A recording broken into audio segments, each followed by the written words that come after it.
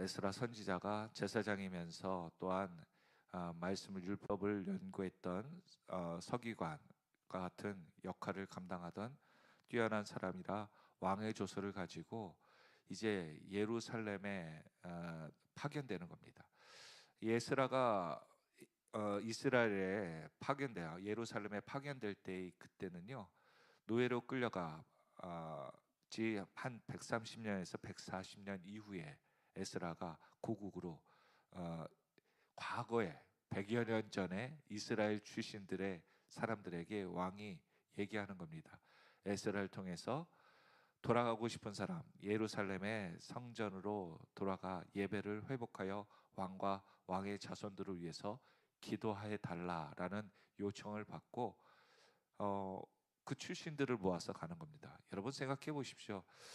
내가 이 지역에 한 2대, 3대 살았다 그러면요, 그 지역의 터줏대감이거든요.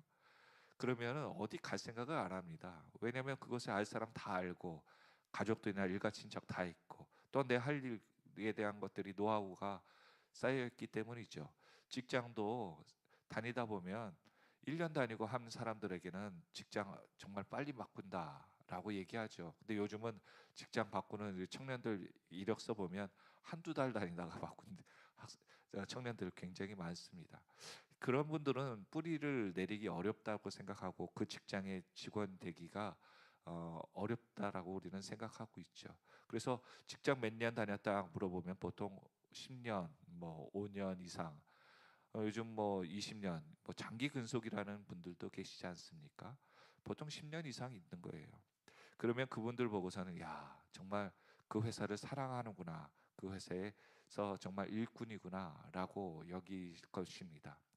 그런데 그 땅에 그 동안 100여 년 동안 살았다 그러면요, 이사하지 않고 그 나라에 살고 있었다 그러면 노예가 아닌 신분이 아닌 이상에는 굉장히 그곳에 정착하여 뭔가를 새를 이루고 살고 있다고 우리는 생각되어지죠.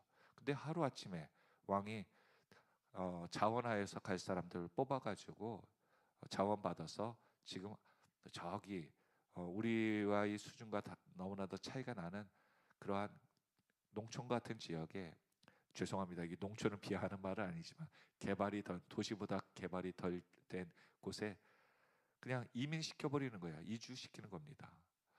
적은 여정도 아니고 4개월간 그냥 걸어서 이사를 한다는 것, 그리고 내 뜻이 아닌 내가 자원해서 가야 되는 그러한 사람들과 섞여 있어 굉장히 쉬운 여정이 아니었다는 겁니다. 이전에 오늘 본문에 이전에 있는 본문에 보니까 이러한 조서를 받았을 때 에스라는 곧바로 사람을 모아 출발하지 않고요, 그곳에서 금식하고요, 또 사람들을 준비하며 출발하기 전에 모든 것들을 계획합니다. 특별히 한번 26절 한번 볼까요? 에스라서 8장 26절. 이 왕과 방백들이 은과 금과 그릇들을 주어서요, 예루살렘에 하나님께 제사 드릴 때 쓰라고 제물을 주죠. 그런데 그냥 제물을 받았다라고 얘기하지 않고 에스라는 26절에 이렇게 기록합니다. 제가 읽겠습니다. 내가 달아서 그들이 손에 준 것은 은이 650달란트요 은그릇이 100달란트요 금이 100달란트며, 27절, 또 금잔이 20개라 그 무게는 1000다락이요 또 아름답고 빛나는 금같이 보배로운 녹그릇이 2개라. 이렇게 세밀하게 왕의 또한 제사장 그 이후에 그 예물을 드리려고 받았던 그 제물을 분명하게 수와 치수를 정확하게 기록하고 있습니다. 우리의 삶 가운데도 하나님을 위해서 쓰여질 것과 또한 내 자신을 위해서 쓰여질 것이 있는데 우리는 종종 그것들을 헷갈려하는 경우가 많습니다. 그래서 예전에 들었던 설교의 말씀 중에 간증 중에 하나가, 부모님께 어릴 때 헌금을, 하나는 1,000원은 하나님께 헌금 드리고 하나는 너 맛있는 거 사 먹어라. 그런데 가다가 보니까 주머니에서 돈이 사라진 거죠. 그러니까 뭐라고 얘기해요? 하나님께 드릴 예물을 잃어버렸네. 그러면서 자기가 나머지 1,000원을 자기를 위해서 썼다가 혼났다라는 그런 얘기를 들은 적이 있습니다.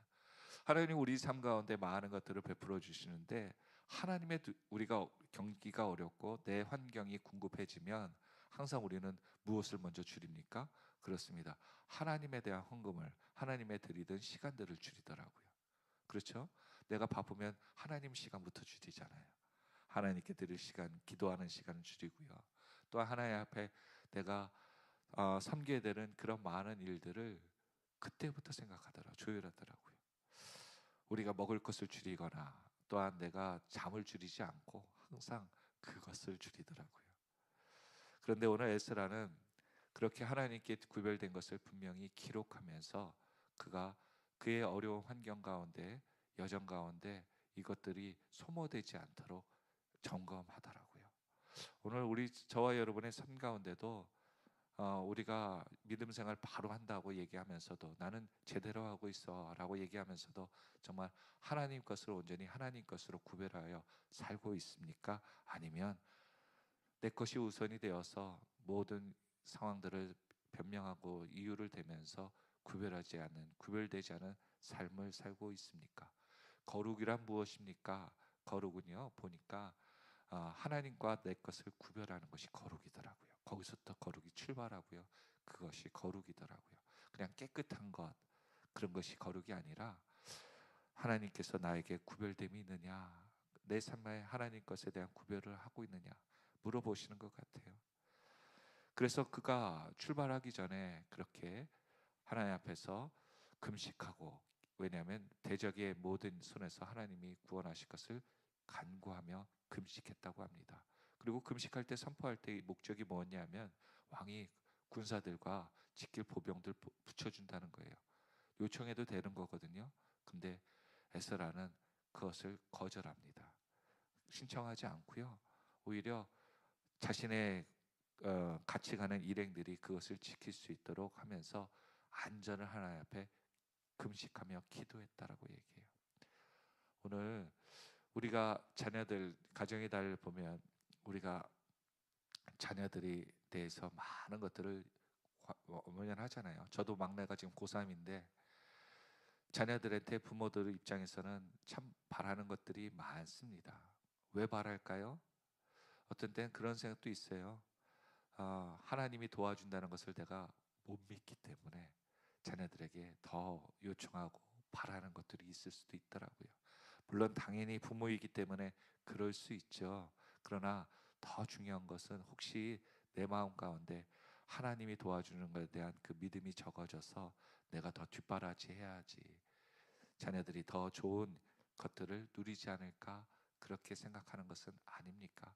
그런 마음들이, 저도 부모인지라 없다고는 얘기할 수 없겠죠. 그럼에도 불구하고 그것이 더 커져서 어 뭐 저도 저 세화고등학교를 나오면서 그때의 그 분위기, 8학군의 분위기를 보면 교회에서도 고3이니까 교회 안 가도 된다. 또 기도회나 교회 여러 가지 행사는 고3이면 열애해도 된다라고 얘기를 쉽게 하고, 그것이 일반적인 교회의 생각들이었던 것 같습니다. 그런데 죄송하게도 그렇게 저도 고등학교 청소년부를 목회를 해오면서 이후에 그런 분위기에 있었던 자녀들의 그 신앙과 또한 교회들의 가족들의 믿음을 지키는 것을 보면 자녀들은 좋은 대학 가고 또한 좋은 일을 하고 있지만 결국엔 교회에 남아 있지 않더라고요. 왜요? 믿음이 우선순위인 것을 기억하지 않고 세상이 우선순위인 것을 그들이 그 고3 때 그들이 인식이 됐던 것 같습니다. 그러다 보니까 무슨 일이 있으면 무조건 가족 우선으로, 또 교회의 모든 일들은 예배 우선이 아니라 하나님 우선이 아니라 그들의 인생 우선으로 살더라고요. 참 안타깝더라고요. 그리고 저는 부모님들 와서 자랑하는 것은 그들의 자녀들의 믿음을 자랑하는 것이 아니라 그들이 좋은 데 취직했다, 돈 얼마 벌고 있다, 어떻게 결혼했다, 세상 것을 자랑하더라고요. 교회는 세상의 것을 자랑하는 사람들, 경제를 자랑하는 사람들의 모임이 아니라, 그럴 수 있죠. 하나님이 축복 주셔서 그렇게 할 수 있는데, 근데 복 주신 것 다음에 생각해야 될 게 무엇입니까? 그들의 믿음은 어디 있느냐는 거예요. 근데 교회가 요즘 큰 교회도 그렇지만 저희도 큰 교회에서 그렇지만 청년들이 부족하다는 거 느끼지 않습니까? 그렇게 교회가 큰데 일꾼이 없다라고 우리는 많이 느끼죠. 왜 그럴까요? 에스라가 140년 이후에 수많은 사람들을 끌고 약 5천 명 정도, 그러니까 남자만 장려면 1,700명, 1,700명인데 가족을 포함하면 한 5천 명 이상 되는 그런 사람들을 끌고 갈 때요. 어떻게 갈까요?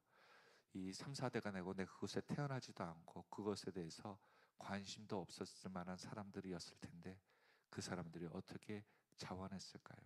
바로 하나님이라고 하면 그들의 가문들이 움직일 수 있도록 믿음의 훈련이, 믿음의 전통이 그 가문에 있었기 때문에 가능했으리라 여겨집니다. 오늘 저와 여러분에게도 부모의 믿음이 얼마나 중요한가, 그리고 내가 자녀들에게 축복 주는 것, 믿음을 잘 지킨다는 게 바로 자녀들에게 복을 빌어주는, 복을 이어가게 하는 형통의 믿음이거든요. 그런데 자녀들에게 형통의 복은 무엇입니까? 믿음을 갖는 거예요. 하나님 만나는 거예요. 자녀들이 세상에 잘 되고 부유한 것이 복이 아니라 오히려 가난할지라도 믿음을 잘 지키고 하나님을 만났을 때요, 하나님이 지켜주시면 그 자녀들은 세상 가운데서도 빛날 줄로 믿으시길 바랍니다. 그렇습니다. 우리가 이후에 하나님 앞에 이야기할 것이 뭐예요? 자녀들이 땅에서 부자 됐다는 것 자랑하는 게 아니라 하나님 믿음을 지켰습니다. 우리 자녀들이, 우리 지금 하늘에서 볼 때 우리 자녀들이 지금 하나님 잘 섬기고 있어요. 나 하나님 성공하고 왔습니다. 이거 간증해야 되지 않겠습니까? 천국에 가는데 주님 옆에 앉아 있는데, 옆에서 주님과 천국 잔치 했는데 자녀들 뭐 하는가 땅에 보니까 교회 한 번도 안 다녀. 하나님 섬기지도 않아. 하나님 찬양하지도 않아. 야, 하나님과 함께하는 식탁이 정말 부담될 것 같아요. 오늘 저와 여러분에게도 믿음은요, 이렇게 우리가 믿음을 잘 지켜 후대에게 믿음을 지킬 수 있도록 하나님을 두려워하고 하나님 예배를 정말 무엇보다도 우선순위 할 때 그 가정을 하나님이 기억하시고 지켜주시는 줄 믿으시길 바랍니다. 그래서 31절 오늘 본문에 보니까 같이 한번 읽어보겠습니다. 시작. 첫째 달 12일에 우리가 아하 강을 떠나 예루살렘에 갈새 우리 하나님 손이 우리를 도우사 대적과 길에 매복한 자의 손에서 건지신지라. 여러분, 이 가지고 갔을 때의 은금 재물이 어마어마하거든요. 우리가 주머니에 뭐 생각해 보십시오. 로또 복권에 당첨됐는데 은행 갔다가 올 때 그 사람의 길이 그냥 안전하겠습니까? 아마 출발할 때부터 복권 들고서는 절절절 매고 혹시 아무도 생각 안 하는데, 그렇죠. 그리고 은행에서 돈을 찾은 다음에 그 돈을 많이 손가방에다 들고 나온다고 생각해 보십시오. 집에까지 가는 길이 순탄했겠습니까? 아마 007 작전 저리 가라 할 겁니다. 그런데 오늘 4개월 동안 모든 사람들이 다 아는, 그리고 한두 명이 아니에요. 5천 명이 떼거지로 마차의 수레에 각종의 짐과 또한 금은보화를, 아까 우리가 전에 읽었던 금은보화를 그렇게 수레수레를 에다가 싣고서는 출발하는 거예요. 결코 이건 안전한 길이 아닙니다. 그 4개월 동안 잠만 자거나 뭐 할 때라도 언제든지 도적들이 목숨 걸고 뛰어들어서 훔쳐갈 수 있는 거거든요. 그런데 오늘 31절에 기도하고 그 과정을 보니까 하나님이 도우사 손에서 건지셨다라고 간증을 하고 있습니다. 지금 살아가면서도 누군가 우리를 속이고자 하면 우리는 언제든지 속을 수밖에 없어요. 요즘 사기 당하는 연령대가 몇 세인 줄 아십니까? 50세와 60세가 그렇게 투자 사기에 많이 당한답니다. 은퇴하고 은퇴 자금이 있을 만한 사람들이 돈을 어디다가 불릴까, 노후를 어떻게 준비할까 그러다가 잘못 투자해서 그렇게 사기 당하는 나이가 많다고 하죠. 그런데 하나님이 지키시면 하나님을 볼 때까지 그 물질들을 하나도 손해 보지 않도록 하나님이 도우시는 줄 믿으시길 바랍니다. 내 계획이 아닌 하나님께 기도하며 가는 그 인생을 하나님이 도우신다라고 말씀하시는 거죠. 그리고 32절에 보니까 도착하였습니다. 4개월 동안 무사히 하나님의 은혜로. 그때 그들은 도착한 다음에 자기가 할 것을 한 것이 아니라 무엇입니까? 3일간 머물고 무엇을 했을까요? 그렇죠. 여장을 풀기도 했겠지만 그들이 그곳에 모여서 상황의 여건을 파악하고 하나님의 음성을 듣기 위해 에스라는 기도하고 있었을 것입니다. 오늘 저와 여러분, 우리가 감동된다고 그냥 막 하나님 일을 하겠다, 내가 계획 세워야겠다 하는 것이 아니더라고요. 어, 표현이 죄송합니다. 이건 참 적정하지 못하겠지만 이 사람의 마음을 쉽게 속이는 방법 중에 하나. 그래서 사기꾼들과 홈쇼핑의 특징 중에 하나가 빨리 사람들을 마지막이라고 독촉하여서 판단하지 못하게 시키는 거예요. 마지막이라고. 근데 꼭 다음에 보면 또 하더라고요. 또 옵션이 바뀌어서 또 좋게 더 싸게 하는 경우가 많죠. 근데 꼭 마지막이래요. 한정판이래요. 이때 아니면 아닌데요. 사기꾼들도 그렇죠. 이때 이 땅을 사지 않으면, 이때 이 계약을 하지 않으면 법이 바뀐다든지 뭐 손해 본다든지 그러면서 사람을 판단을 흐리게 하며 빨리 계약을 하게 하라는 경우가 있더라고요. 그럴 때 제일 중요한 것이 무엇입니까? 한 번 더 보이시피싱도 그렇지만 한 번 더 우리가 마음을 기다리고 또한 상황을 분별하여서 시간을 끄는 것이 중요하죠. 그래서 오늘 저와 여러분의 에스라는 하나님의 일이 도착하였다고, 목적지에 도착하였다고 바로 일을 벌리는 것이 아니라 그 주변에 함께할 사람들을 모으기에, 상황을 파악하기에 시간을 가졌다는 것입니다.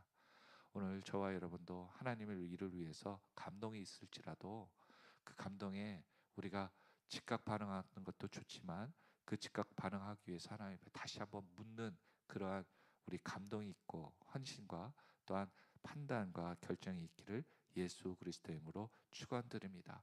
그래서 그냥 내가 무조건 결정할 것이 아니라 가족들에게 또 함께하는 그 공동체의 판단이 또 나눔이 필요할 것 같습니다. 그리고 33절에 보니까 이제 도착한 것에 4일부터 무슨 일을 합니까? 이 같이 가져온 그 은과 금들의 재물들을 여기 보니까 달아서라는 표현이 나옵니다. 33절에. 즉 단다라고 얘기하는 표현은 무엇입니까? 이것에 지금까지 가져온 하나님의 재물을 다시 점검한다는 것이죠. 그리고 34절에 모든 것을 다 세고 달아보고 그 무게의 총량을 그때 기록하였느니라. 우리가 하나님 앞에 받은 복을 하나님을 위해서 쓰여야 될 것들을 하다 보면 대충 하는 경우가 많죠. 그래서 믿음의 사람들은 그냥 믿음대로 그냥 은혜대로 해라고 하는 경우가 많습니다. 그런데 에스라는 하나님의 일을 할 때요, 왕이 왜 에스라를 신뢰했을까 보면 그들 하나님의 일에 대해서 또한 왕의 일에 대해서는 주도 면밀하게 투명하게 했다는 거예요. 지금 교회가 제일 힘들어하는 것 중에 무엇이 문제되는 게 뭡니까? 재정에 투명합니다. 그래서 그 재물이 쓰인 것에 대해서 투명한 목적 그리고 분명한 목적, 모든 이들이 믿는 사람이든 성도들이든 성도들이 아닌 세상 사람이 보더라도 이해되고 인정할 수 있도록 드려진 헌금들이 쓰여지기를 바라고 있죠. 에스라는 하나님 앞에 드려진 헌금에 대해서 그들이 운반할 때 혹시라도 그들의 어떤 목적에 의해서 마음껏 또한 마음대로 쓰이지 않도록 그가 다시 그 수를 그대로 재고 기록했다라고 얘기하고 있습니다. 하나님의 일꾼의 자세는 그런 것 같아요. 내가 이것을 이거 내 목적으로 쓰면서 이거 하나님 뜻에 맞게 쓰였으니까 하나님 것으로 하나님이 이해해 주실 거야, 이렇게 퉁치지 않았다는 거예요. 근데 어느 순간인가 우리가 교회 생활이, 신앙 생활이 오래되다 보니까 교회에서 쓰이는 물질도 내가 드린 헌금이니까 내가 교회에서 물품도 내 마음대로 하면 안 돼? 그런 생각이 들더라고요. 그래서 성도님들이 이러한 신앙생활을 하다 보면 이런 생각이 들어요. 쓸 때는 다 주인이야. 내가 주인이야. 근데 내가 헌신해야 될 때는 내가 종의 입장에서 쓰지 않고 누군가 해야 된다라고 생각하더라고요.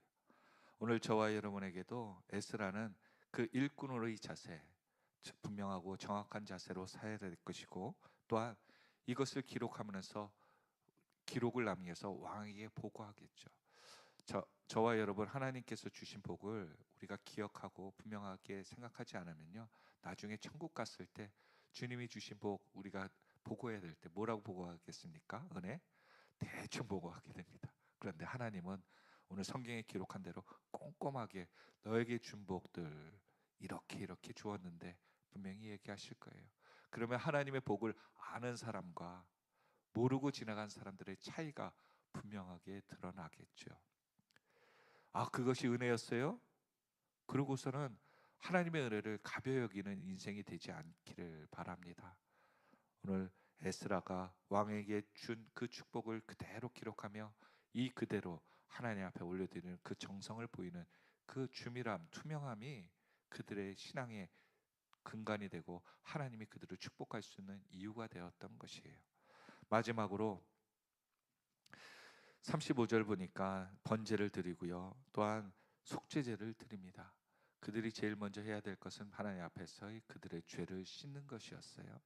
그래서 원래 예배 앞에 들어오면 예배 때 우리가 제일 먼저 해야 될 것은 하나님 앞에 죄를 회개하며 하나님 앞에 나가야 됩니다. 그래서 우리는 예배 전에 먼저 도착을 먼저 하셨다면, 하나님, 내가 하나님 앞에 예배 드릴 수 없는 존재이지만 나를 나의 죄에서 깨끗게 하여 주시고 이 예배를 통해 나의 죄와 모든 것들이 회복되고 하나님의 음성을 듣기를 원합니다 라고 나가야 될 줄로 믿습니다. 그렇게 하나님 앞에 정직하고 또한 아버지 죄를 회개하며 나가는 그 모습 가운데 하나님께서는 36절에 마지막 절에 이렇게 얘기합니다. 그들이 백성과 하나님의 성전을 도왔느니라. 아멘. 누구였어요? 왕의 조서를 받은 왕의 총독들과 유브라 대강 건너편 총독들. 그들은 다 이 이스라엘, 에스라엘 사람들, 예루살렘의 사람들을 정말 힘들게 했던 원수들이었거든요. 그런데 순식간에 하나님께서 정직한 에스라, 또 왕의 조서를 가지고 온 그의 모습을 보고 그들은 오히려 배신과 또한 원수된 자들이 돕는 자로서 바뀌어집니다. 오늘 저와 여러분의 축복이 이러한 축복이 있길 바랍니다. 나를 힘들게 한 자, 나를 원수되게 한 자들을 에스라는 그들의 원한을 갚으려고 한 게 아니고요, 하나님께 집중했더니 하나님이 오히려 그들이 하나님의 일을 또한 에스라를 돕는 손길이 되더라고요. 오히려 미안해서 돕겠죠. 또 왕에게 더 잘 보이게 해서 도울 겁니다. 그래서 아내들이 남편이 변하는 방법 보니까는, 아내가 그 간증 보니까 남편에 대해서 예전에는 막 잔소리하고 판단하고 그랬는데 하나님에 대해서 하나님이 자기의 죄를 깨닫게 하니까 아내가 그러더래요. 다른 사람들 앞에서 남편이 커피 좀 타와, 남편이 좀 실수 있게 했나 봐요. 그러니까 알겠어요 그러고서는 커피를 타다 준 거예요. 그래서 깜짝 놀랐답니다. 그래서 한 번 더 남편이 심통내가지고 물 좀 떠와 그랬더니 아내가 예 알겠어요 그러더니, 왜 아내가 변했는가 생각해 보니까 자기의 그 친구 집 말에 예전에는 막 퉁퉁대고 당신은 손이 없어 발이 없어 막 이러면서 가까운데 옆에 있으니까 그냥 나도 바쁘니까 당신이 떠먹어 그렇게 했던 아내가 예 알겠어요 라고 하는 그 말에 하나님이 계신가 보다 그러면서 교회를 갈 수 있고 믿음을 갖기 시작했다고 합니다. 내가 하나님 앞에 집중하여 말씀에 순종하면요, 이 모든 것들이 하나님께서 풀어주시는 것 같아요. 내 원수를 내 힘으로 내 방법으로 이기려기보다는 하나님께 집중하여 승리하고 또한 하나님께서 모든 것에 영광을 받으실 수 있도록 우리가 준비하는 저와 여러분의 복된 하루가 되시기를 예수 그리스도의 이름으로 축원드립니다. 기도하겠습니다.